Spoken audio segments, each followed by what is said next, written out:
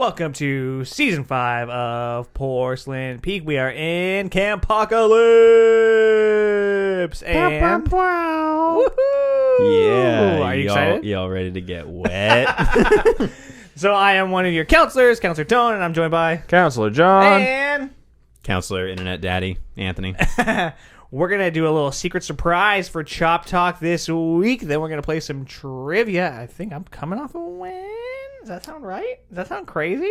I'll believe whatever you say because my memory is that bad. So. And then for our main discussion, as I referenced, we are diving back into CAMPOCALYPSE, and we are talking about Waterworld and Reign of Fire. The two elements battling it out. Yeah, I wish that they would have combined and then fizzled and we wouldn't have to deal with any of it. But before we dive too far into that, we'll go ahead and get started with that Chop Talk. Why don't you take an axe and chop it open? You may have noticed that there is currently a missing host, not currently in the chair, because that's because we're taking care of some business. I'm not religious, but I'm pretty sure this fool got raptured. You guys can't see it because below the camera, but all his clothes, even his chonies, is all on the ground. Yep, sure is. And I didn't see him stripped down because I would remember that shit. Mm-hmm. He just So it is at time of release. It is right after your birthday. Hey, happy birthday! Yeah, so close your eyes. Close your eyes, mister. God. I'm back from heaven. I don't know. What did I say? I got Yeah, you raptured. got raptured. Okay, my eyes are closed. I'm only a little nervous. Okay, go ahead and open them. Holy shit, dude. Holy shit. Turn that bad boy to the camera. And that bad girl. Look at this. Woo! Oh, I forgot to take the price tag up. So I'm sorry No, about that's that. fine. That's fine. I want to know. Oh, damn. That is Yeah, so for those of you that can't see, it gorgeous. is a pretty big sized poster It's a massive poster. of the Bride of Frankenstein, but colorized. So you get to see her red hair. hand-me-down robe. Yeah. It must be a Weasley. You get to see directed by James Whale, all big right here. This is fucking gorgeous and crazy too, because I was just having a conversation with. I'm gonna put this over here. Yeah. so you can see my face. I was just having a conversation with Chloe at Gore Girls On the one of our Instagram. oldest fans, one of our oldest stands, about how much we love Frankenstein, and also I've been trying to put more of my horror stuff up at home because I was inspired by Monsterpalooza Yeah. to start putting more stuff up. So thank you so much. Yeah, I was at this little record store in Tracy over the weekend, and I was like, this is dope. And John called me because he wanted me to get him a record. And I was like, hey, there's this Bride poster. What do you think for the boy? And I was like, duh. What I love about it too is that it's like when the thing that I liked about collecting records when I collected records was that a lot of the time you could really see the details in the artwork when it was blown up. And in this, I love that you can see that it's hand painted. And Yeah. You can see like the paint texture and stuff. Love that. It's gorgeous. Thank you. Yeah, that place had some cool stuff. So I had a hard time. They had like a really cool Jaws one, but it was the typical Jaws one. But they had some cool Dune variants, and I was like, oh, those are dope too. Yeah, do But not. I like when it's not just the typical like movie poster that you get. You know what I mean? Yeah. Well, that's awesome. Yeah, I'm turning the old 31, the Halloween number. Yep. My boss was asking me. He was making the joke all day about like, oh, Anthony's turning 29 for the third time, and I had just watched Time Bandits because it popped up on our trivia last week. And there's a joke in that movie where Robin Hood is asking all of the dwarves, like, how long have you been a robber? And he asks one of them, he's like, how long have you been a robber? And the guy goes, 4'1". And so I was like, that's what I'm going to tell everybody when they ask me how old I am from now on. 6 feet. Like I'm a tree. just measure the rings. It reminds me of that meme that was going around, and it was a person who was like texting on like Tinder or something, and she's like how long is it? And like 6'2", and she's like no, I mean like your bedroom size, like 6'2", just laying down. 6'2" horizontal. Yeah. There's that one where it's like, I'm not old. I just got a new computer. And someone says, what kind is it? Is it? Well, it's about 945. I mean, honestly, that was something that was scaring me a little bit when the first time I saw Across the Spider-Verse I was like, am I just getting old and my hearing and my vision are starting to go? Like, as soon as I'm turning 31, my whole livelihood is shutting Did we down. say Happy Father's Day to any fathers out there? And did we say Happy Juneteenth? We have not. So Happy Father's Day to any fathers out there, and Happy Juneteenth. Happy Juneteenth. And yeah, Happy Father's Day. I am taking this year's Father's Day, since it is also my birthday, to heart. And I've decided that, you know what? I need to grow out of internet daddy into internet fatherhood. I really feel like, going forward, past the podcast and everything, internet fatherhood. Just be a father to all the internet people. Okay. Come to me with your problems. Come to me for the news. Yep. Actually, before we get into the news, what I do want to say, just to prolong this episode as much as possible, is that ever since we announced that we were ending the show in August, for anybody who's listening who doesn't know that already, Porcelain Peak is going bye-bye, saying farewell at the end of August. After 5 wonderful seasons, I put out a couple different messages about that on Instagram, and we have gotten so many kind words from people. Just the outpouring of support for us, and people saying that they've been following the show for years. Like people like Steven and Chloe were talking about, like, for several years now we've been their Monday ritual. Their Monday ritual, and the people that they look forward to, like, hanging out with on Mondays, and got all kinds of wonderful compliments and stuff. And it made this whole situation even more bittersweet. Aww. Like it's made me very emotional because just a lot of fond memories over the years of the show. So I'm glad that it resonated with other people. And in that spirit, we're gonna get right back into the same old typical shit. Talk about some news. Okay. So we officially have a release date for Fede Alvarez's Alien movie. Oh, wow. It is going to be coming out August 16th of next year, 2024. Okay. Outside of that, we don't know much about it. Yeah, except for it is being made in collaboration with Ridley Scott as a producer, it looks like, with 20th Century Studios, and that it is being described as an original standalone feature. It says so its own thing, just featuring xenomorphs. Yeah, it says in this 9th entry, a group of young people on a distant world find themselves in confrontation with the most terrifying life form in the universe. When I hear group of young people, I get a little bit nervous. Yeah. Just in general. Teenagers, scared the general shit teenagers out of me. But yeah, I just, I always get that kind of like, are they going to go Blumhouse route with it? But who knows? We'll see. And then also, in terms of release dates, Marvel had, what we had previously mentioned, shut down pre-production on this, it already seems, fucking cursed Blade movie that they've been trying to get out. Originally, it was slated for September 6th of 2024. It is now being unleashed into theaters in February 14th, Valentine's Day of 2025.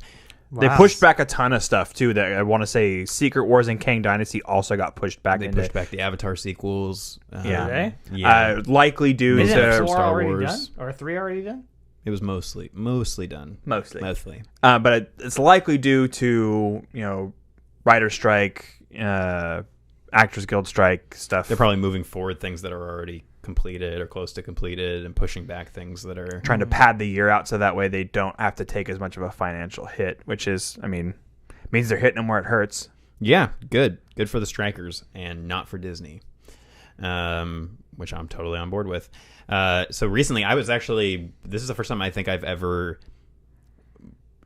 watched an AMA as it was happening and asked me anything on Reddit, but Patrick Wilson and James Wan were doing one the other day, and I just happened to catch James Wan post about it on his Instagram, so I tuned in. I don't have a Reddit account. I think we do as Porcelain Peak. I think we have one karma, whatever that means. But, so I was just scrolling through reading what people were asking. Really cool.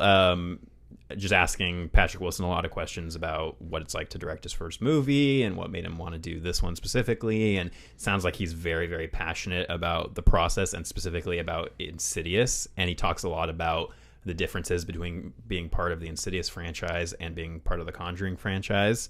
And then Juan was asked a bunch of different questions about how he got into horror and everything. But the one that stood out to me that's been making news is Did his Aquaman movie come out?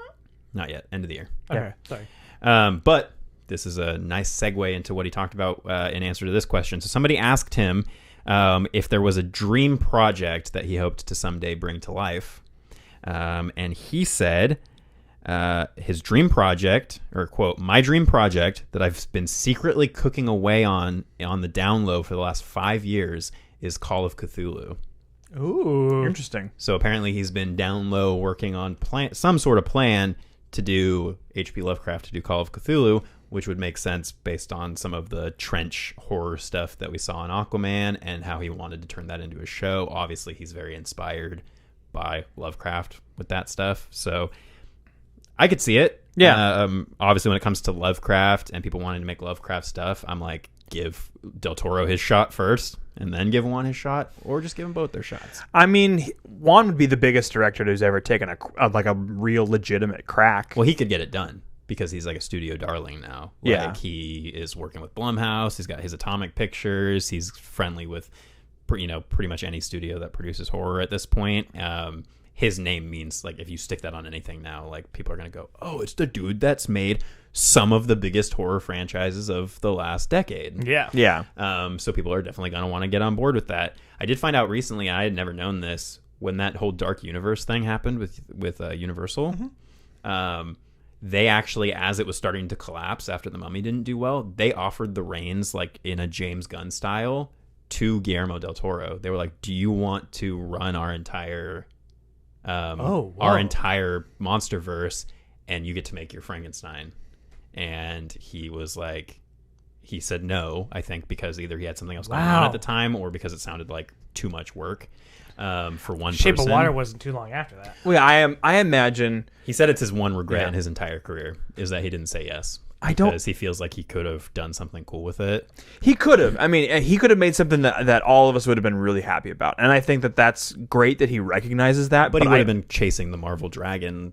Yeah, and I don't think that's which was necessary. the point of that entire thing. I think for him, I think that he does a really great job of wearing his inspirations on his sleeve when it comes to making specific types of content. Like, obviously, there's a ton of, inspiration from, like, Creature from the Black Lagoon and stuff like that for Shape of Water, but it is wholly his own project. Shout out to Terry Gilman. Yeah, and it's he created a beautiful film that if he'd been shackled down by, like, the rubric that is that film that's already been remade twice, I think, in the past, into making something similar to that, he wouldn't have gotten to do the cool things that he did and win an Oscar for it. Like, I mean, if he had been doing something with Universal instead of Nightmare Alley, I don't think I would have been upset about that. That's the one thing that I wouldn't care about. But imagine not being able to have the time to make Pinocchio. Yeah, Or no, Shape. I mean, Shape was great. Yeah. well, and even James Gunn actually he just came out with an episode. Well, Michael Rosenbaum, his Inside of You show that he does. He just did an interview or a conversation with James Gunn, which I've been listening to for most of the day because it's like an hour and a half long, but super good conversation. And Gunn talks about how, like, when he was originally offered to helm DC Studios, it was to do it solo, and he was like, no, because I only have so much time in the day. He was like, it's not something that I can do by myself. And it was only when Peter Safran, who I did not realize had been Gunn's, like, friend and agent since, like, the beginning of his career. So he was like, if Safran can come on and do the organizational, like, actual producer stuff, and I get to do the creative storytelling stuff, then yes, let's do it. And I'm like, yeah, it's a fuck ton of stuff for one person to handle. It's not like Kevin Feige does it all by himself over at Marvel, but still, I can see why that didn't happen. No, isn't one of the producers on everything like Luis Despacito or something like that? On what? On the Marvel stuff? Like, isn't he one of the biggest producers on all that? Oh, yeah. Yeah. And then in some smaller news, there is currently a John Carpenter's Halloween-inspired slasher film tabletop game being kickstarted. If everybody wants to go over to Kickstarter and check this out, it's called 1978, The Night They Came Home. And the entire game is based around, like, the 70s, 80s slasher films where it says it's a 1v1 game, but where you play as a survivor and as the killer, and you basically develop your individual backstories as you play the game to all build up to culminating in the house where you have like a final showdown. Yeah. On the continuing topic of games that are being crowdfunded, The Barn. I know. I saw Yeah, this. they sent us some emails. Yeah, The Barn Part 2 is currently having an Indiegogo campaign to make a retro side-scroller video game and a board game. That is a movie that we have our name in, right? I believe so. Yeah, we have yet to crack it open and watch it to confirm, but we supported getting that sequel made in small part. And I'm gonna hop in and check out the details on this. From what I saw about the game and everything, it looks super fun. And you're just going around hack and slashing weird Halloween character, Halloween costume characters. Yeah, even if it was just like a reskin of Horrified, I'd be like, that's fucking tight. I'm down. Yeah. So go check that out on Indiegogo if you're a fan of The Barn. If you're not a fan of The Barn, what the fuck is wrong with you? Go check that movie out. It's tight. And then I have not played the Friday the 13th game. I know it's along with the Evil Dead game and all those games, Dead by Daylight. It's all that asymmetrical, whatever the fuck. Well, that game, if you haven't played it yet, you best be getting to it because it's going away. Wait, what? Just like a lot of other things in life. Is it not because of licensing? Yeah, so in typical Friday the 13th fashion, they've got some licensing issues. They had licensing issues before they released it, and then just did it anyway. Which is baller, and a lot of people have had fun with it, obviously, and I think it's kept the Friday the 13th name more alive in people's consciousness than anything that the movies have done in, a while now. It's been, 14 years? Yeah, but we know that Peacock and A24 are doing the prequel series, so we know that's happening. Harry Manfredini, who did the music, the iconic music for pretty much all of Friday the 13th, did reveal that he is working on a potential new Friday the 13th video game and doing the music for it, which then, of course, opened the question of, well, what about the Friday the 13th game that already exists? And they announced in a tweet that as of December 31st of this year, the game will disappear from being able to be downloaded or bought physically. So if you already have it, it may work past the 31st, but probably not. So the game will just cease to be a thing. At some point in time, the likelihood is that if the remaining fans of that specific game will probably try to pay for a server, because there are similar games where they survived in perpetuity due to fans keeping the code alive and everything, which is a high possibility for this.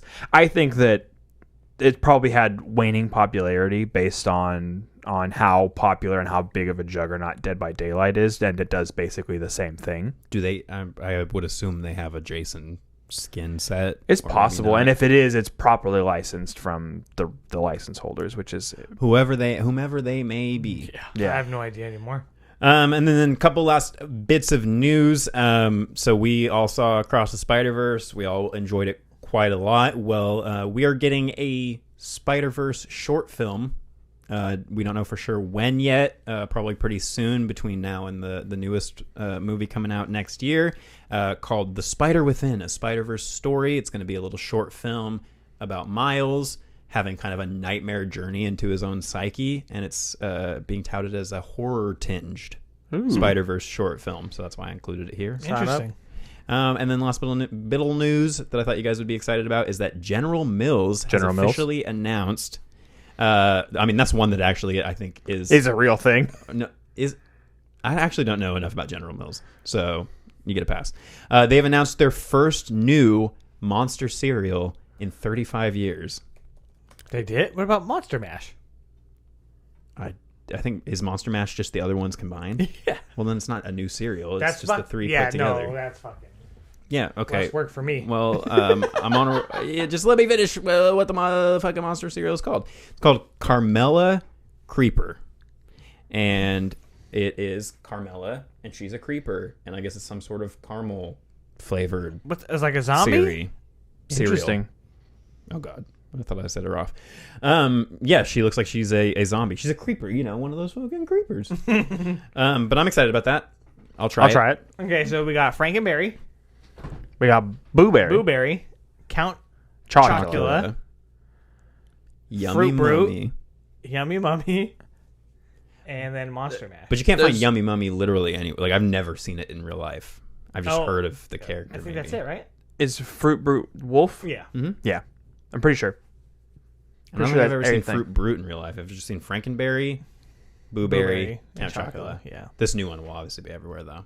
and the conservative news media will have a complete fucking shit fit about a fictional zombie cartoon serial mascot because she is a woman. How dare they make our one month of the year Halloween cereals have a woman on them? I can hear the Twitter Spaces Tucker Carlson rant already. We also have some sad news. Yeah. We do, yeah. And it directly ties into what we're going to be talking about next week. So. I swear this morning I was like, dude, What we're going to get through a Chop Talk without a sad bit of news at the end. Because I was like, oh, nobody big has passed away that I can see. And then my whole world came crumbling down. Yeah. So, Pulitzer Prize winning author Cormac McCarthy passed away today at age 89 from what I believed was natural causes. If you don't know, he wrote a bunch of stuff. The Blood Meridian trilogy. Or no, I don't think that's what it's called. I think Blood Meridian is just one of the books. Blood Meridian. Yeah. No Country for Old Men. All Pretty Horses, No Country for Old Men. The Road. The Road, which was a movie that we're going to be talking about. Children of God. Or is it Child of God? Child of God, yeah. Which is brutal. Yeah, he did kind of brutality in the South. And but The Road is one of my favorite books. Same. I know that's something that we bonded about early on in our friendship, was how much we loved that book. So we did have plans to cover The Road as one of the movies in this Campocalypse. We're going to be probably moving that plan forward a bit so that we can cover that sooner in honor of that man. And The Road was the last book he wrote, I think, in 2009. And then he just came out with 2 last year. Yeah. That are like a diptych. Yeah. Rest in peace, good sir. 89 is a good long life, especially with the shit he must have seen to write about the shit that he wrote about. Saw. Yeah. Yeah. Very sad. So, moment of silence, John. I was silent that whole time, brother. All right. Well, on that sour note, we'll go ahead and get started with some trivia. Yeah. That Christmas house of wax, the fog, piranha. It's one of those, right? Right? We are playing movies trivia game still. And how this one works, we got 4 categories. Some that are outside horror and sci-fi. We're going to read the category, then go in a circle reading to each other with John to Anthony, Anthony to me, and me to John. Wait, so are we playing movie trivia game? Because I was I came prepared for movies trivia games. So I came prepared for movie popcorn. That's it. Movies trivia game. Oh, I came prepared for Pass the Pursuit. Horror movie edition. Anyway, Dicks. Esquire. We're going to do 2 rounds of this. So 8 questions total, and I won last week. So let's see if I can keep that going. Good for you. Comedy animation is first. Yeah, John, which Seinfeld actress lent her voice to the movie A Bug's Life? Julia Louis-Dreyfus? Yes, that is correct. Yeah. That's I weird. should have just stopped at which Seinfeld actress? That's the only one I'm going to guess. Yeah. I just started watching Seinfeld from the beginning. How was that for you? What, do you want water in my mouth? Or No, watching the show? Seinfeld. Oh, Seinfeld's great. I mean, I've seen pretty much all of it as a kid, because it was on constantly. But I also don't know what the fuck I was laughing at as a kid, because all the jokes are very adult. It's all about dating and sex life and all that stuff. And I'm like, what did I think was funny? Just that George was bald. Apparently. He yelled a lot. What's the deal?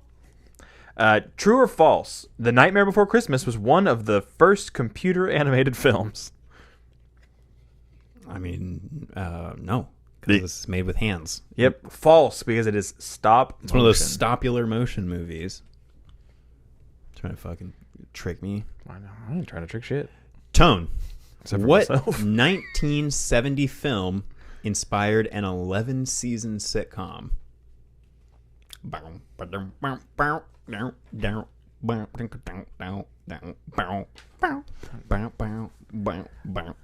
Come on, baby, you got this. You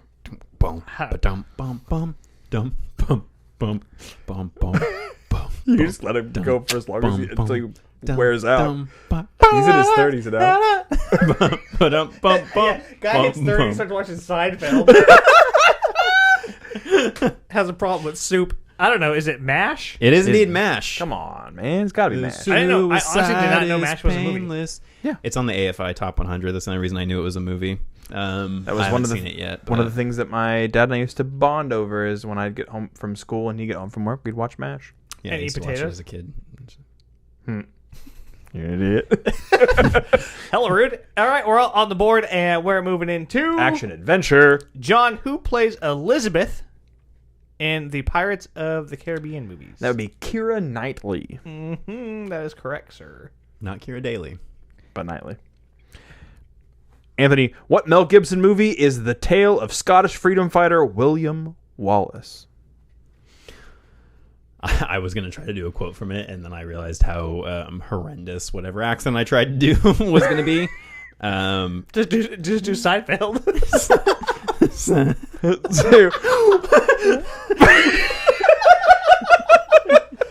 But they'll never take our freedom. I don't know. That wasn't Seinfeld. That was That was yeah, I was saying it a little like Zoinks. Yeah, like zoinks.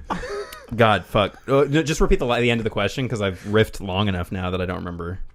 Movie is the tale of Scottish freedom fighter William Braveheart. Wallace. Yeah, it is indeed Okay. Braveheart. Braveheart. Also, a movie that I have yet to see. Me either. It's right. What movie did I not see, and then you were like surprised by it? I don't remember. That's happened before. It'll happen again. James and the Giant Peach. Oh yeah. You've never seen James and the Giant Peach? Not really. I've seen parts of it here and there, but I've never sat Tell down me that and doesn't just sound like watched. a perfect film for him. No, I know, because it's Henry. What's his nuts? Selick, yeah. And it's also What's his nuts? Yeah. stop motion. No, I know. It's great. I'm actually surprised that John isn't the one who hasn't seen it because it's got a spider in it. Yeah, but it's not like a real. It's like I've sexy seen. spider. I've seen though. a lot of it, but I've never, like, as a adult, I guess, sat down and watched. You Never, said never marvelous really pigs and got satin. the whole peach. Yeah, Yeah. just a bite. Tone. That's what they should have called. Call Me by Your Name is James in the Giant Peach. Let's get the questions Tone. going. The movie Sin City is based off the comic books of which author, and it is multiple choice. Frank Do you need Miller. it? It is Frank Miller. The options were Stan Lee, Todd McFarlane, or Frank Miller. At least they picked they didn't pick some weird fake names. Yeah, Todd Miller. McFarland. Cool. So we're all still tied at 2, and we're moving into Drama / musical. Disturbing. John. Sean Penn won his first Oscar for his role as Jimmy Markham in what movie? Seems like one of those weird random movies. that Sean John Penn's would know first immediately. Oscar for his role as Jimmy Markham in The Sharpie Story. Jimmy Markham. Markham. I hardly know him. Oh man. Sheen Peen. Sheen Benin. I'm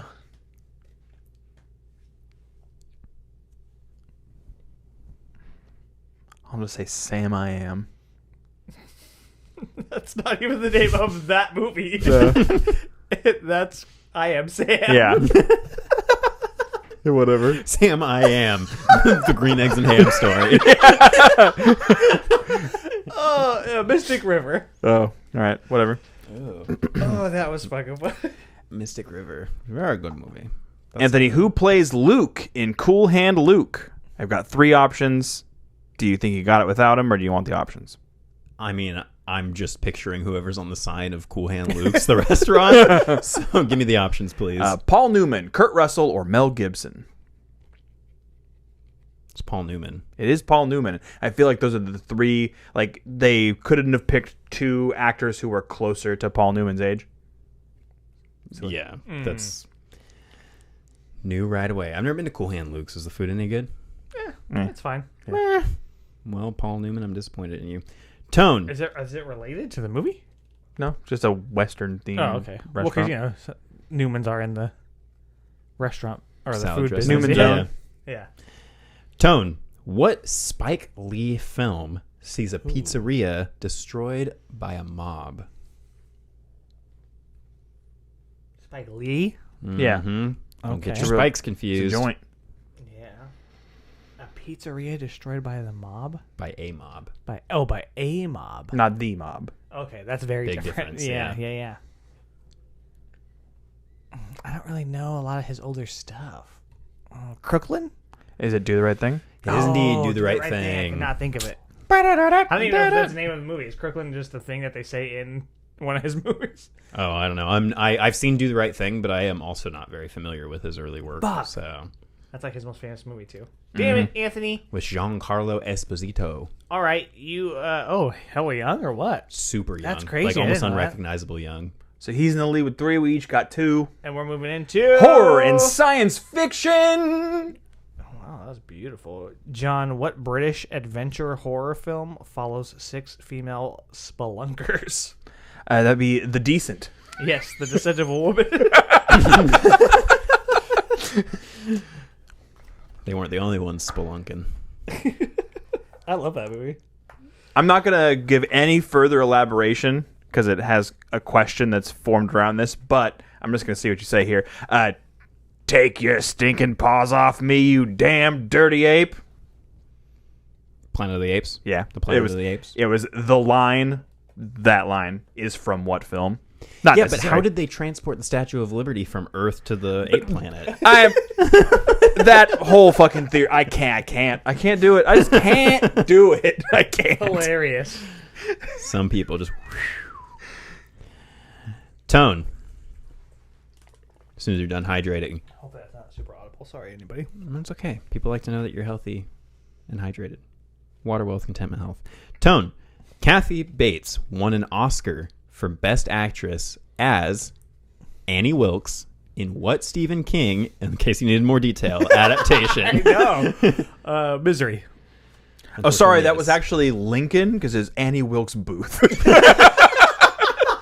Just comes in and hobbles Lincoln in the theater.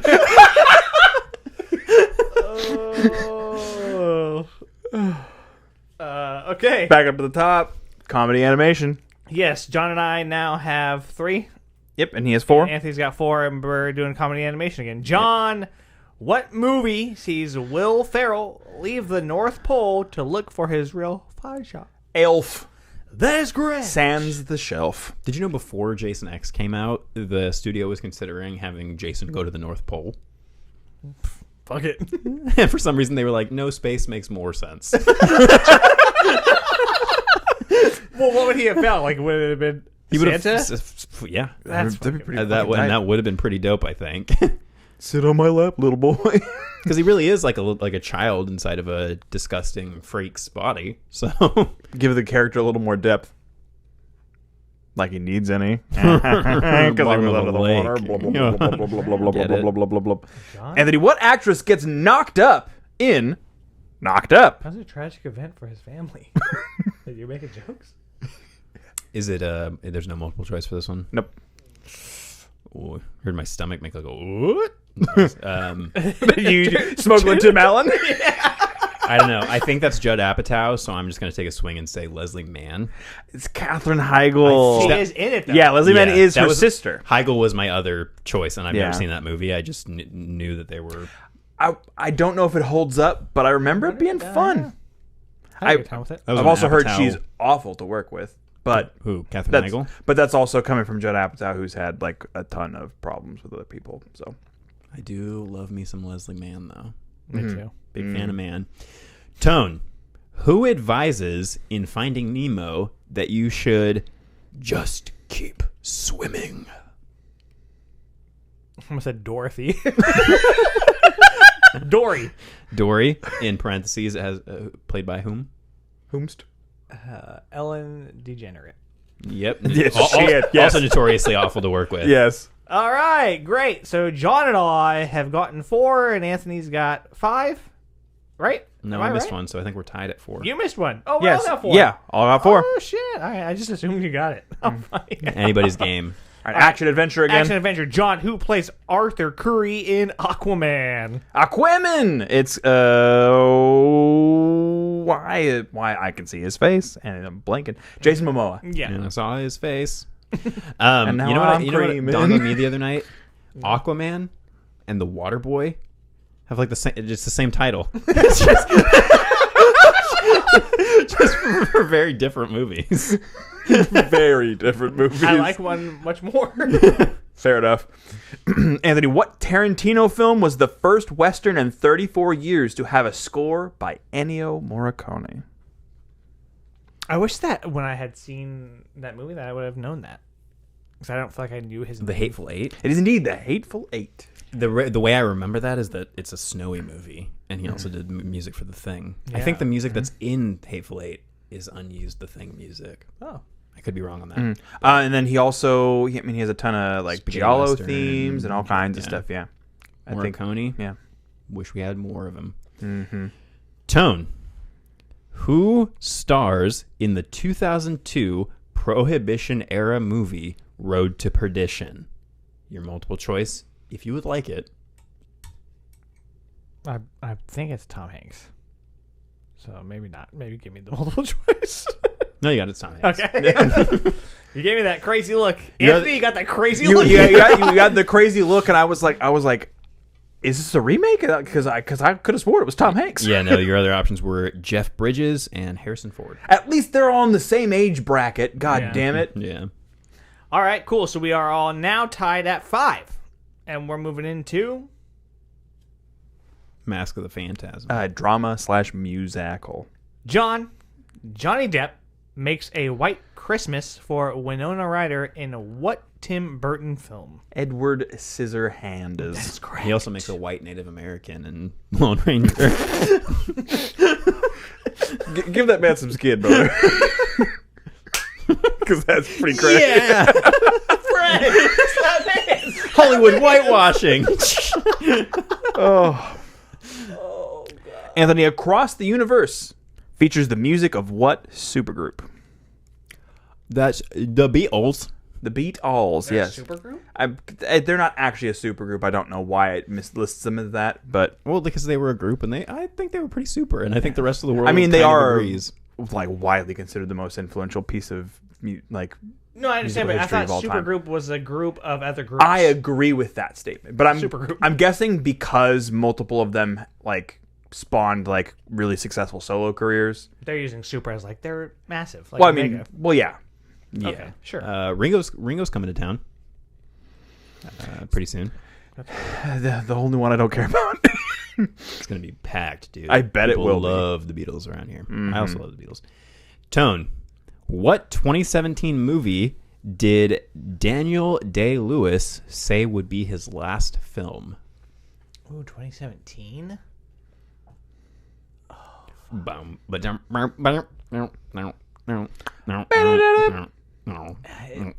showing one? Am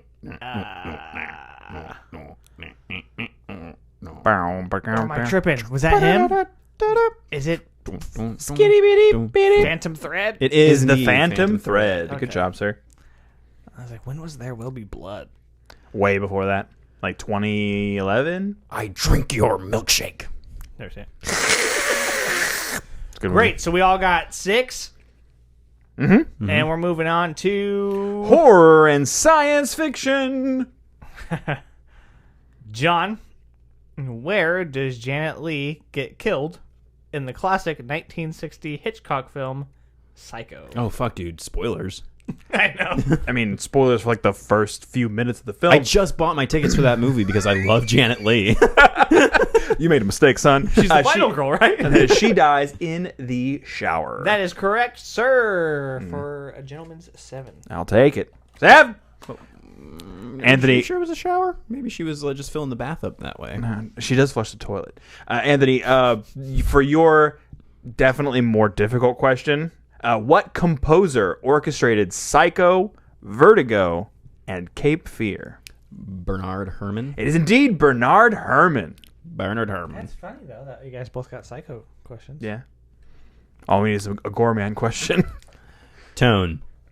For an also very, very difficult question.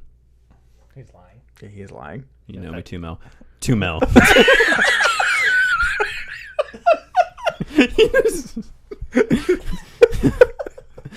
Tone. What actor plays true crime writer Ellison Oswalt in Sinister? Didn't Oh, okay. I was like, fuck, dude.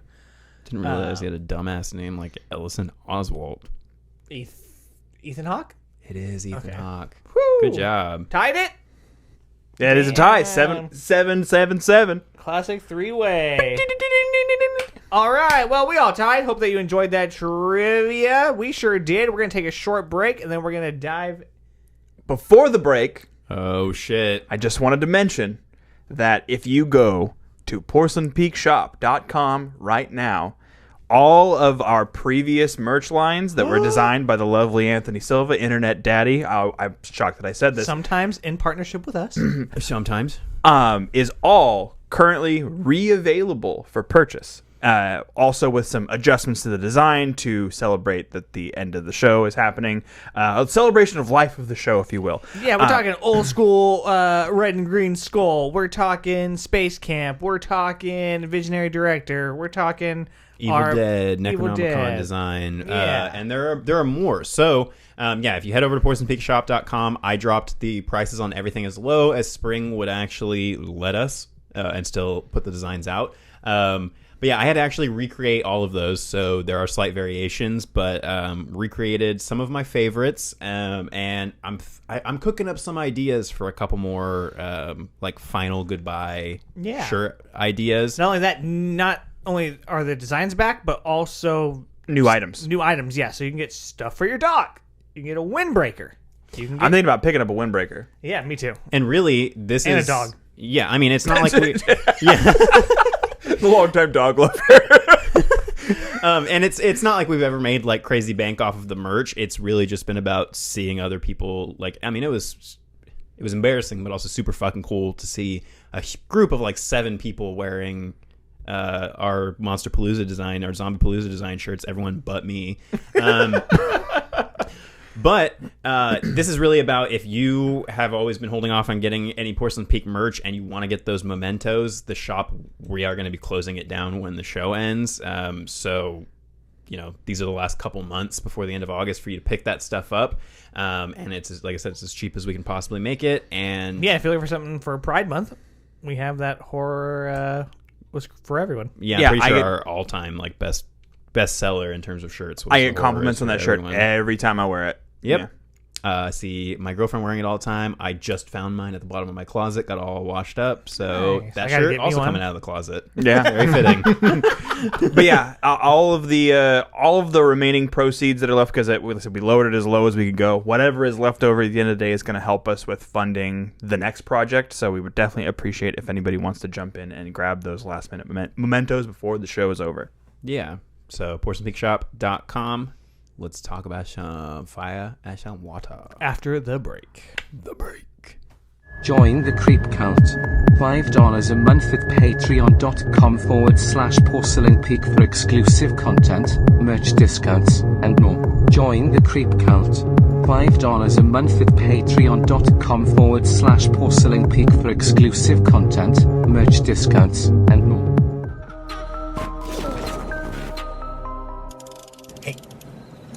You want to see something really scary? Welcome back. I'm just a little bit stunned. That's some shit John said off mic. Yes, we are continuing with Campocalypse. So, hey, campers. You are not the man who we need to lead us through the post-apocalypse, okay? That's all I gotta say. Oh, we're So talking about Rain of Fire and Waterworld. Which shit sandwich are we eating first? Let's go Rain of Fire. All right. Let's go alphabetical. I have less to say about Rain of Fire, so... Rain of Fire, you don't know, it takes place in modern day 2009 or whatever the fuck, and a little boy discovers a dragon under the streets of London, and he's like, what the fuck? And then Dragon, And then more there's like panic on the streets of London town. dragon, more like dragging these movies out for too long.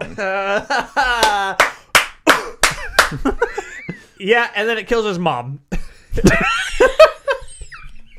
And that, that sucks. So then he grows up. That's the worst. But Yes. then he grows up to be Christian Bale, which Batman. is It's not too bad. a 50-50. So yeah. If I had to do that to then be that, maybe. All right. to be Anyway. the shit. So then the dragons awaken and they take over. And in a spat of exposition, we find out that the dragons caused the extinction of the dinosaurs and the Ice Age and a bunch of other stuff. And I was like, that's the most ridiculous thing I've ever seen. And the Ice Age is what killed the dinosaurs, right? According to Mr. Freeze. What? According to Ice Age, Dawn of the Dinosaurs. So I want the only thing that I want about that particular Mr. Freeze is just to have him exist in modern day and say like Dragon D's nuts type jokes. That's all I want. Well, hey, we haven't seen The Flash yet. Could happen. We haven't seen The Flash Fair yet. enough. So, yeah, Christian Bale, Gerard Butler, Matthew McConaughey, and then it's just them trying to survive the dragons. But then McConaughey shows up, and he's like, hey, I'm a dragon hunter. All right. He's basically doing the performance that obviously Woody Harrelson completely ripped off for War for the Planet of the Apes. Totally. But yeah, this movie was 2002, directed by Rob Bowman. I was curious to see what else Rob Bowman had directed. Such hits as Elektra. Checks out. The X-Files movie, which I actually like, but I'm also a huge X-Files fan. So he did the X-Files movies. He did something called Airborne in 1993. Oh, yeah. So Airborne, it's a movie about a guy who moves to like Minnesota and he's like a skater, but then becomes like a hockey player. Okay. I think so. It has. okay, I think it was one yeah. of Jack Black's earlier performances in it. Weird Was pivot. that the one with Seth Green, too? Yeah. Seth Green is his like stepbrother or some shit. Never heard of it. Weird. Yeah. When I was a kid, I remember seeing trailers for this. I was obsessed with dragons when I was a kid. Before dragons had your head, aren't you?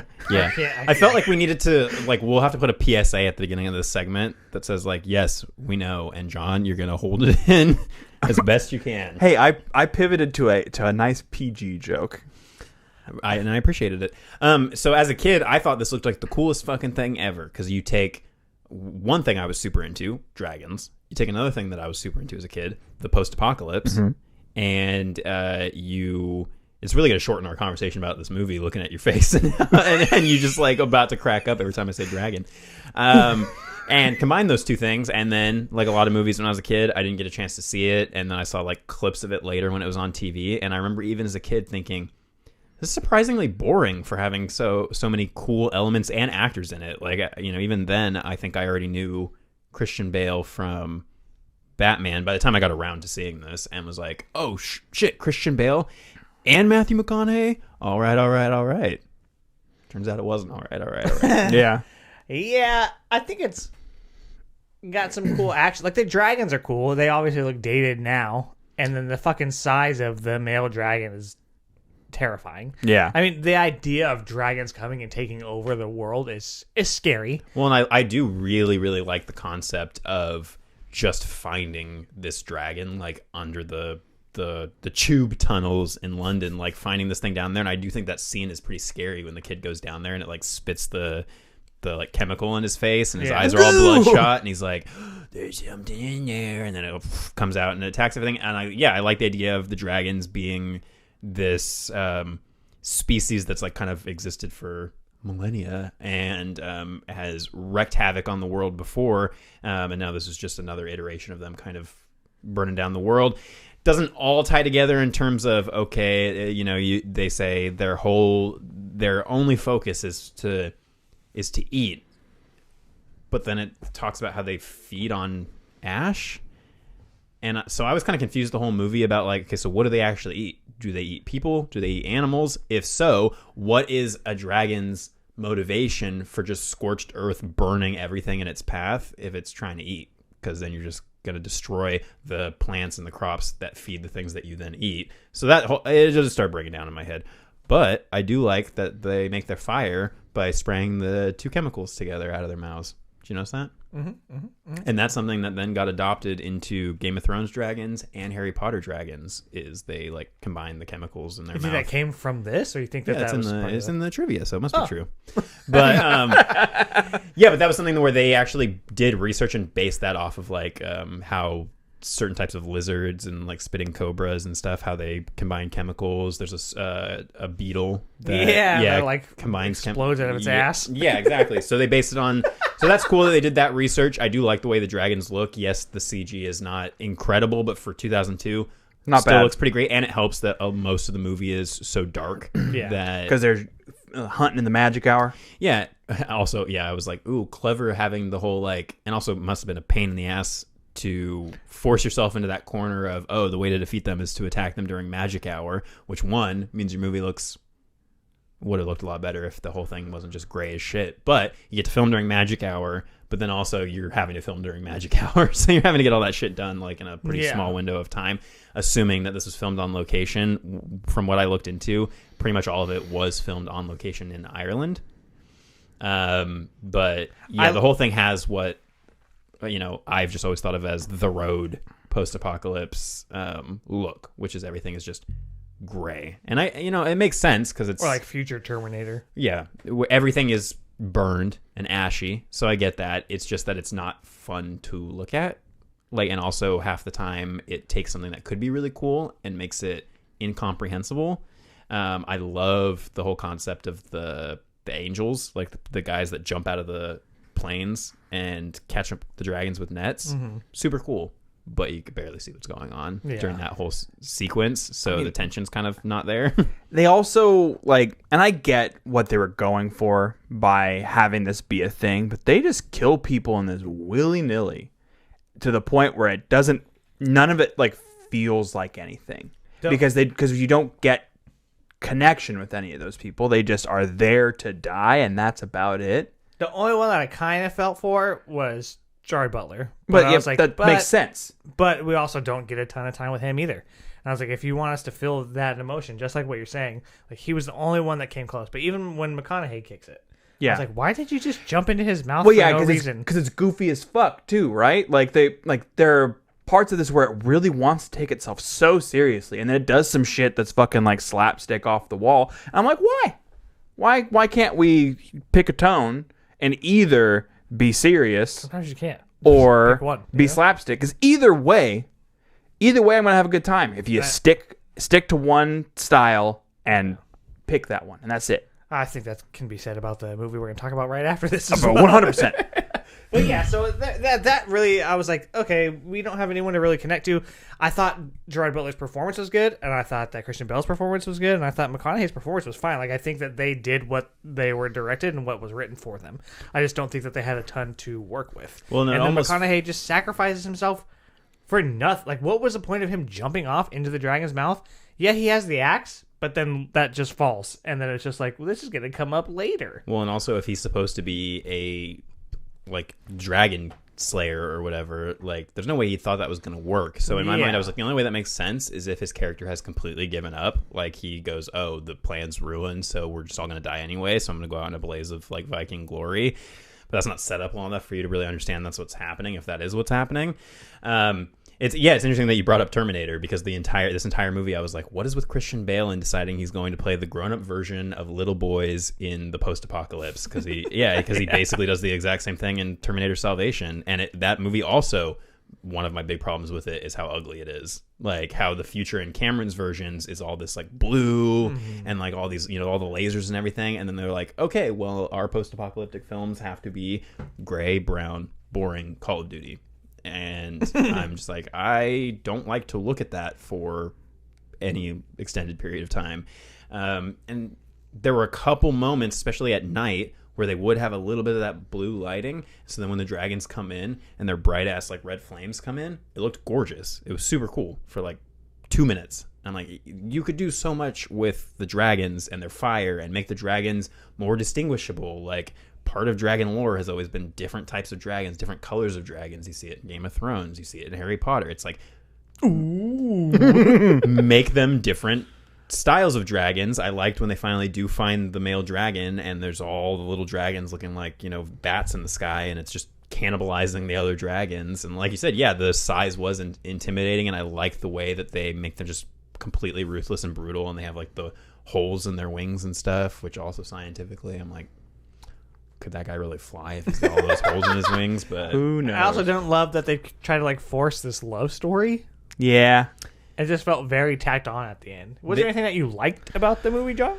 Like I said, it has moments of fleeting stuff. Like the concept as a whole could, like, in more capable hands, writing wise, cinematography wise, could be really awesome. Like, and they picked a decent cast for it if you know what those 3 people did later in their career. Speaking of writing, one of the writers on this was Matt Greenberg, and he wrote some movies that we like H2O and 1408. I would be So there's that. interested to know if there were any like rewrites to this, or He was the only one. I think there was 3 other people that were credited as writers, 2 or 3, but both of them or all of them just had this as their credit. Well, one thing that I did find impressive is the continued saga of Christian Bale's wild body transformations, because he looks, really good in this movie. Like, especially in this, there's a scene where he is like sleeveless or whatever, shirtless, and he looks pretty good. He looks buff. I guess he showed up to like pre-production super skinny, because in his head he was like, oh, it's the post-apocalypse, dragons have destroyed pretty much all the food, so people would be really skinny. Well, he shows up to set, and McConaughey is a brick shit house, with the shaved head and everything, and looks really intimidating, and he knew that he had to have a physical fight scene with him later, so he was like, cool, and went and hit the gym and put on all of that muscle. And I'm just like, these actors like Christian Bale or your Jake Gyllenhaals, who are just like, oh, I need to drop 50 pounds and get emaciated, cool. And then, I know it's not that easy, and a lot of it is having professional trainers and professional dietitians, being able to afford all that, or the studio pays for it. But for him to go from The Machinist to Batman, or from Batman to The Machinist, then back to Batman, and Reign of Fire somewhere in here. Oh, was The Machinist between Begins and So Dark Knight? That's fucking I don't know if it was between those two or if it was right before Batman, but either way, there was something where he was buff, then dropped a bunch of weight for The Machinist, and then got buff again for Batman. So, because American Psycho was definitely before that. And Yeah. he was jacked in that too. yeah, and for The Machinist, I think he was like drinking a cup of coffee and 1 apple and smoking cigarettes. That was like his diet every day. But yeah, overall, these movies, it's less that I actively dislike them and more that they're just kind of a bummer to watch, because the ideas are cool enough that it just makes me go, so much is squandered. Yeah, it just makes me go, oh, okay, if I could plug in this director and this cinematographer and switch some things up, this could be a fucking awesome movie. But instead, it just feels like a way more boringer Mad Max with dragons. Well, speaking of Mad Max and other settings, want And to way jump into boringer. Waterworld? Waterworld! Woo, woo, woo, woo! Starring Kevin Costner. Kevin Costner, who may or may not play baseball. Oh God! So he makes this comment yesterday because he was like, hey, I haven't watched like most of the movies. You want to watch Waterworld? I was like, fine. So he's like, we're watching this movie and just fucking cackling about it. And he goes to throw something, or is either throw something or catch something. And I was like, well, you definitely could throw. And he's like, oh, like why you? Like, he's not like a baseball player. I was like, you literally picked the baseball player. Like, he's in like 3 or 4 baseball movies. The man knows his way around some balls. Yeah, so if you don't know the plot of this, which, again, it keeps coming up, but also very relevant today, is that the ice caps have finally completely melted. Environmentalism, bro. Which is happening, just to not to this degree. Yeah, I read something that said that if the ice caps did melt, the sea levels would only rise a little over 100 feet, which would still mean fucking everything up on the coasts, but not to the extent of it flooding. Well, that's the what I entire was wondering, world. because it shows skyscrapers and they're well underwater. Yeah, I mean, the ending of this, which we won't at this point spoil, but the ending of this shows you the extent of, well, I don't know in this version. Actually, there's some interesting stuff about different versions of this movie. Oh, really? Yeah, so now everybody just lives on random boats and makeshift islands. atolls. Boats and homes. And there's drifters, Smokers. smokers. It's Mad Max on the water. And even Pretty much. and even the writers, Couple of like baby that was jokers. the intention. The two guys got together and were just like, "Okay, we want to make a Mad Max ripoff. How do we do that?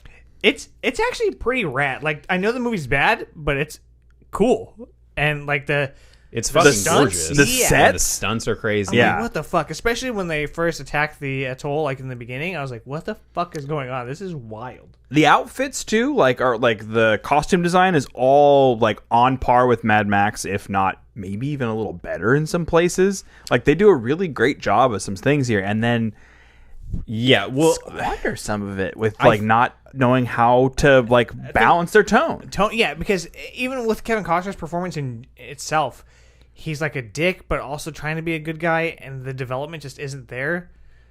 well, so there's reasoning behind all of this stuff. I do want to briefly go into the rest of the cast and who directed this, Kevin Reynolds directed this. He had also worked with Kevin Costner in Robin Hood, Prince of Thieves. He directed. Did he direct that? Yeah. Oh, I thought Ridley Scott did for some reason. He also did a Robin Hood, but a different Robin Hood with Russell Crowe. So Kevin Reynolds did Robin Hood, Prince of Thieves. The two of them hated each other the entire time on that movie, and also hated each other the entire time on this movie, to the point where Kevin Richards actually left the movie at the end of filming. Wow. Because Costner was notoriously this was Waterworld was a vanity project for him. He put like $20 million of his own money into it. Costner did? Yeah, he spent Oh, 127 days shooting. Stuck between a rock and a... 6 days a week. But Kevin, That's fucking nuts. yeah, dude. Kevin Reynolds also did Count of Monte Cristo, which is a movie that I really enjoy. The one with Guy Pearce. But this, like you said, stars Kevin Costner as the Mariner. We have Dennis Hopper, always great to see. I As the disagree, Deacon. bro. I thought he was terrible. You need to watch Easy Rider. Are you talking to me? 'Cause No, I've seen him. Easy No, Rider. I No, he needs Okay. to watch Easy Rider. Yeah, no, I love Dennis Hopper because of I love him in Easy Rider. I love him in Speed. Blue Velvet. He is the best. And Texas Chainsaw 2. Well, Dual wielding chainsaws, bro. taint sauce. Taint saws. Gene Triplehorn, who is one of the most gorgeous people to ever walk the face of the planet. I know her from Basic Instinct. And We then figured you out we know have- her from Criminal Minds. Oh shit, yeah. And then Tina Majorino as Enola, and then a bunch Who of is other people. Deb from Napoleon Dynamite? Throw that lady in a That's- fucking side pony. That's where I recognized her from. And you know what? It dawned on me while I was reading this. Enola is alone spelled backwards. You think that means something in the plot? You think that's intentional? I have no idea because she's never alone. Yeah. So the I did tell John that was like 5 minutes into the movie. something that you'll notice, like we were saying throughout this entire movie, is that it looks like it cost a shit ton of money because it costs a shit ton of money. $175 million not adjusted for inflation. Yeah. So the That's 95 money, 92 money. Well, I mean, they started production in this in like 92. Yeah, and it was constantly being rewritten. At one point, Joss Whedon was brought in, and he said that it was a nightmare because all he did was just whatever Kevin Costner wanted him to shoehorn into the script. He just had to find a way to write it in as some sort of goofy pun, which the fact that this was rewritten about 12 times also while it was being filmed, huge reason why the tone of the movie is all over the place. It was wee wet so many times because it was Willy Willy was Willy wet in Waterworld. Yeah, I mean, especially with Hopper and that whole group is like so goofy, and then some of the other stuff is very serious. But then you have like these massive like floating sets where you're watching it. Are they in tanks or is it all on like ocean? So a lot of it is in a ginormous tank off the shore of Hawaii that was comparable to the kind of tank that they ended up using on Titanic. Holy cow! Which dude. is fucking massive. So they partially used a tank, but for any shot where they needed to have the atoll or any of the places with complete open ocean around them, they had to then tow the entire set like 2 miles offshore out into the open ocean. And Kevin Richards, he had asked Steven Spielberg for advice before the movie. Reynolds, yeah, because he was like, you filmed Jaws in the open ocean. Do you have any advice? And Spielberg was like, don't. Yeah. He was like, don't do it that way, because the same thing happened to his movie where the schedule exploded and ballooned and they went way over budget. And then all the obviously stuff in the stopped case of functioning. Jaws, it turned out being as Tarantino put it in a recent interview, the best movie of all time, which I think I can agree with. But yeah, so that turned into Jaws. This turned into this, which is it's fucking amazing to watch. The stunts are insane. Yeah. Pretty much everybody on this movie almost died at different points. Makes a shit ton of sense based on all the fucking weird stuff that they do here. Yeah, and but just seeing him on that, seeing Costner on his boat, like, and just all of that real, like, open water around him, it was like, wow. So Way of Water is like if you put all of that insane amount of money into it, and it worked. The only crazy would part that where I be? feel like the graphics really didn't work for me is when he's taking the woman down to the city, and you can tell it's just comped Yeah. miniatures, like, yeah. and green screened, and it's just like what The orca fuck from is going Jaws on? is one of the little miniatures, little Easter egg. Oh, really? Down there, yeah. That's cool. But yeah, they find like a submerged Chicago. But yeah, I mean, really, it's even when you're reading the plot synopsis on Wikipedia, which usually will go through the entire thing, like of what happens, gets to a point where it goes, and then a few other little misadventures happen in between this big event and this, because that's really what the movie feels like. It's like, cool, we have a good trajectory going in the first like half hour to an hour-ish of the movie. You're like, oh, I was like, oh, maybe people just hated this because of bad buzz, and it's actually like a cool movie and a good movie. I had a good time at least for the first half an hour. Yeah. At least. It just, I just had a good time because it feels like a movie. It Like, rem- but you can tell that there's hundreds of millions of dollars going into crazy sets Yeah. that are floating on real ocean with real people doing insane. I mean, it's what stood out in Mad Max. One of the things that stood out in Mad Max was just real people putting their lives on the line to do insane stunts. Like when that guy's on the little like ski-doo jet ski thing, and he like goes under the water and goes Yeah. like, and Oh, jumps that was up real, huh? out of Yeah. it. Yeah, That was fucking dope. yeah, so it's like it feels like a movie, and that's why it's, again, just like, not just like with Rain of Fire, but similar to Rain of Fire. It's like it was more of a bummer as it kept dragging on when I started to realize, like, oh, okay, this is why people don't like this movie. They found is them. that They escaped. They found them. They escaped. They found them. Yeah, they and it escaped. just goes in circles for almost 3 hours. And And then he's a good guy. He's a bad guy. He's a good guy. He's a bad guy. I was like, what? Like, what is your deal? It doesn't have the same kind of development that Max does. Yeah. yeah, and he's trying his best to be a Mel Gibson type Max in that, and it's like, you're just, I mean, it's not working. Yeah. And also, you establish that he has webbed feet and gills, and then you don't ever have him do anything remotely cool with it, except when he like swims down and shows her the city. But I'm like, have him. I mean, I guess they didn't have the technology for it, but have him like Rob Schneider in The Animal, like Yeah, like dolphin up. yeah, dolphining around. And now we have a new Terry Gilman. Yeah. Because he doesn't have a name. So Hit me with it. so we watched the original theatrical cut, the 2 hour and 15 Not minute the cut. Ulysses cut. Yeah. The fuck is? Why is it called that? I guess there's a reference to Ulysses at the end of that version of the movie. Oh. So a fan actually re-edited it because there was a on TV they would show extended versions, and Yeah. I know sometimes like for the Harry Potter movies and Spider-Man they would do like the 0.5s or whatever, Yeah. or 0.1s or whatever. So I've seen that. yeah, well they did that with this, and a fan came along and was like, cool, because the TV versions were censored for violence and like language and stuff. They just took the original movie plus all the added stuff and did like their own Mishmash. fan edit. Well, the studio liked it enough that they actually like bought it up or bought the rights or whatever and released it as part of a 3-version box set of Waterworld. And I guess it, for people who are really into this world, it expands on like more of how it became, how like why the polar ice caps melted and how Waterworld came to be. It's established, spoiler alert, at the end, spoilers, when they finally reach dry land, it's very overtly talked about that it's the tip of Mount Everest. Oh, that's cool. Yeah, and now it's all overgrown with vegetation and stuff, and that's how high the water rose, was that the tip of Mount Everest is like the only dry land still existing. And there's a bunch of other like character stuff added to it and makes it longer, but when I'm looking at a runtime like that, there was no way I was gonna like Absolutely willingly put myself through watching an even longer version of a movie I wasn't sure I was even gonna enjoy. Maybe someday I'll sit down and try to watch that, but I think I would rather just go find a compilation of the extra scenes on YouTube or something. Yeah. Watch it that way. The tip of Mount Everest that is also 100% the valley that they use for Jurassic Park. Oh yeah, well it's Hawaii. Yeah. Well, so what did you like? What did you dislike? I- What did you I- think about Hopper? So here's the deal. I liked watching it with my friend. That's about the extent of it. Like Yeah. I like Cool invite. the action. You'd already watched it. The action is I invited myself. yeah. The action is fun, and I think that the everything that they did to put the film together, the real sets and the real stunts and the beautiful costuming, all of that was great.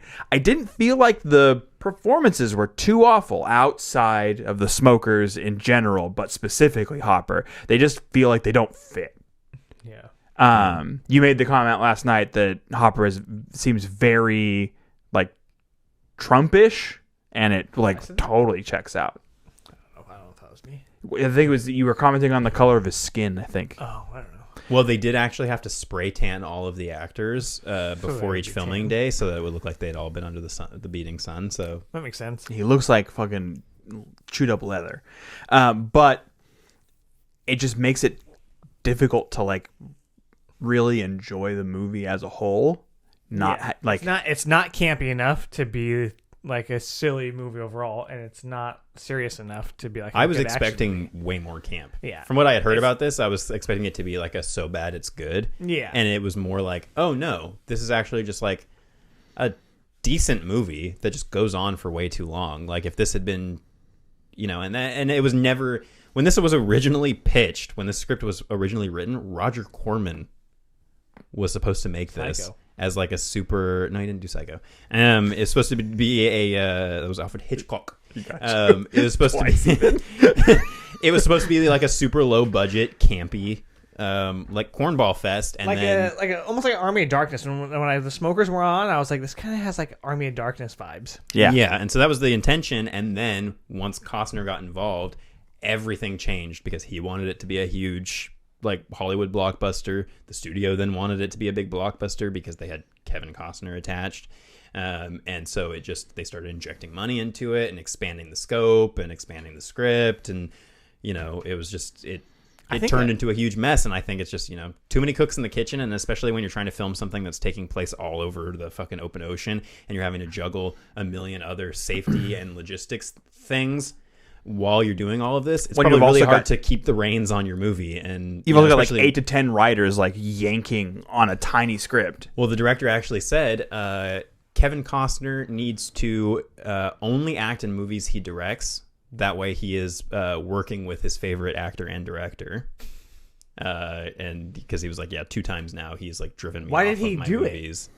A second time? Because I guess one of the producers and one of the writers like locked them in a hotel room together and was like, you guys need to figure this shit out because Costner really wanted him to direct. And he was like, no, you were terrible on the last movie we did together. So why would I want to do that? And they had to like hash it out and finally came to some agreement that by the end of all of this craziness. But it sounds like it was a nightmare to work on. Yeah. Jean Triplehorn said that she could not even go near a swimming pool for like a year after doing it because she was so like traumatized about water.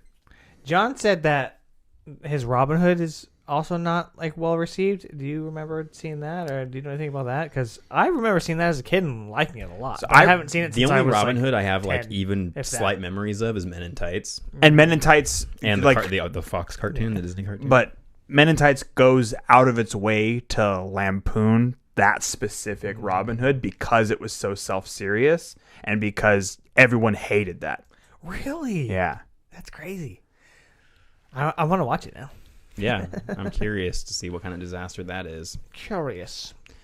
But yeah, I mean, I'm glad I watched this because it's been something that's been on my list forever, and it comes up constantly in YouTube videos about, it regularly comes up in conversation with things like Ishtar or Heaven's Gate, like movies that had massive crazy budgets and big stars behind them and became just like infamous for being huge bombs. Waterworld did end up making a profit off of DVD sales and stuff like down the road, but it was a huge bomb when it came out. And part of that was that it was reported super early in production that they were already over budget and over schedule. And so the press had a field day with that. And so for the entire build up to this movie being released, it was all bad press about how it was going to be a disaster, which is really unfortunate. And it's something that I complain about a lot with movies now is how the internet hype train, one way or the other, it's either this is going to fucking rule and be the best movie you've ever seen, or it's gonna be garbage, and it's really hard to kind of gauge where your own opinion, like, or have no opinion before you go in and see a movie. And movies making up on the back end just isn't really a thing anymore. Yeah. I think it was Matt Damon. I was watching something with him, and he was like, yeah, back in the day, whatever, we would get money from DVD sales and all that shit. And now we don't. So the way that movies are selected and the way that movies are made is completely different than it used to be. Yeah, that's why they don't do the mid-budget movies that, James Gunn was saying in that interview that I was listening to. He had almost quit acting before he decided to take the meeting with Marvel, or not acting, directing, before he decided to take the Guardians of the Galaxy meeting with Marvel, because he was like, I make mid-budget movies for like a niche audience.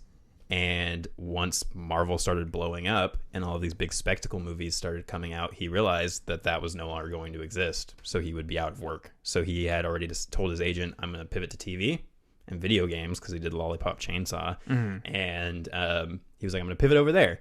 And Marvel called him up and was like, hey, we have something we want to shoot by you. And he was like, do I really want to spend 3 hours in LA traffic to get over there? And he was like, and then of course, best decision he ever made for his career. But it's just sad to see, like, if you want to make a little thing, it's either got to be done with grants in a foreign country. If you want to make a nice little indie, it's got to be horror. Yeah. Or you got to like self-finance. Studios aren't going to be backing you up on making these little character pieces, or these giant ocean-bound Waterworld pieces. Yeah. I mean, I can think of, hundreds of movies that have been made in the last like 10, 15 years that name them all. that are like some of the best movies that have been made in our lifetimes, that all fit into that like mid-budget territory where it's, that's where you find passion projects, and there isn't as much of that in these big blockbusters anymore, and that's part of the reason why we're all getting kind of sour to them. Well, and Gunn was saying in that interview that he doesn't feel like superhero fatigue is the problem. He's like, it's not that people are tired of superheroes, it's that people are tired of the same shit over and over again. And he's like, and obviously hearing him say that as the head of DC Studios is nice if he follows through with that, because he was like, we're going to make sure that every movie we put out is front to back with intention and tells a story about a character, and isn't just, oh, that was successful, so let's make a sequel to it, and then how many spin-offs can we make off of that? Because he was like, that's what people are tired of, is everything is a giant spectacle movie and most of them feel exactly the same. And so he was like, if I don't have a reason to make a movie, then I don't fucking make the movie. Yeah. So I'm like, cool, that's the mentality that more people should have. But when there are hundreds of millions of dollars being thrown around, it's hard to say no, for a smaller director, or, somebody like Waterworld guy, Kevin Waterman, Reynolds to be like, yeah, fuck it, I'll make this giant movie that's gonna probably tank my career, so I only make Elektra after this. Fish tank. Hands. Dumb as fuck. All right. Yeah, so clearly by the discussion that we just had where we went on a huge tangent. Talk of waters make me thirsty. We didn't really care for this one too much. So this one I would still recommend, with the right imbibement and the right group of people, I would recommend to watch this and just point and laugh. And it's the action's fun. really good though. So yeah. If nothing else, watch it for that. Yeah. If you feel like getting wet. Feel like getting wild? It's not a bad way to do it. It's not about the Waterworld. It's about the water friends we made along the way. It's about the fish sticks we made along the way. All right. Well, there you go. That's going to wrap it up for this week's episode. If you haven't already, head over to Patreon, where we're talking about a bunch of crazy movies over there in our alphabet roulette. And next week, in honor of Cormac, we are going to be pushing our dates forward, and we're going to watch The Road and Children of Men for the on record most depressing episode of Porcelain Peak yet. It's gonna be up there, yeah. So we're gonna bring our B game for that, and we hope that you stay tuned and enjoy. We will see you next time. I have been Tone Counselor, Camp Counselor Tone. Be a professional, man. Camp Counselor Tone. Counselor John. And Counselor my internet daddy Willy's wet. Why you cut that out? Internet darling Anthony. I want Internet you to daddy cut Anthony. it all out. Internet Gilman Anthony. That's the only one I like of that one. All right, you can leave it. Crushed it. First try. See you there. Keep it campy.